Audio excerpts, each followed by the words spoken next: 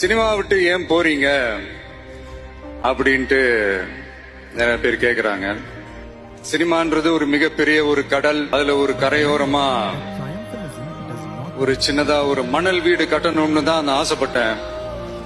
But அதே ஒரு மாளிகையா மாத்தி தந்தது நீங்க எல்லாரும் தான். அது மட்டும் இல்ல, நான் சினிமாக்கு வரும்போது இது எல்லாருக்குமே தெரிஞ்ச விஷயம் தான். இந்த பழைய கதை தான். நான் ஃபேஸ் பண்ணாத விமர்சனங்கள் இல்ல, நான் ஃபேஸ் பண்ணாத அவமானங்கள் இல்ல, இந்த மாதிரி நிறைய காயங்கள், அதெல்லாம் தாண்டி தான் வந்திருக்கிறோம். அந்த மாதிரி நேரத்துலலாம் டே ஒன்ல இருந்து என் கூடவே நின்னது என்னோட ரசிகர்கள் தான். ஒரு நாள் 2 நாள் இல்லைங்க, கிட்டத்தட்ட ஒரு 30-33 வருஷத்துக்கு மேல என் கூடவே நின்றுக்கிறாங்க. அதனாலதான் நான் என்ன டிசைட் பண்ணேன்னா, அடுத்த 30-33 வருஷத்துக்கு அவங்களோட நான் நிக்கிறோம்னு முடிவு பண்ணிட்டேன்.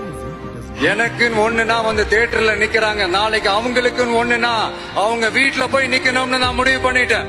எனக்காக எல்லாத்தையும் விட்டு கொடுத்த என்னுடைய ரசிகர்களுக்காக நான் சினிமாவையே விட்டு கொடுக்கிறேன்.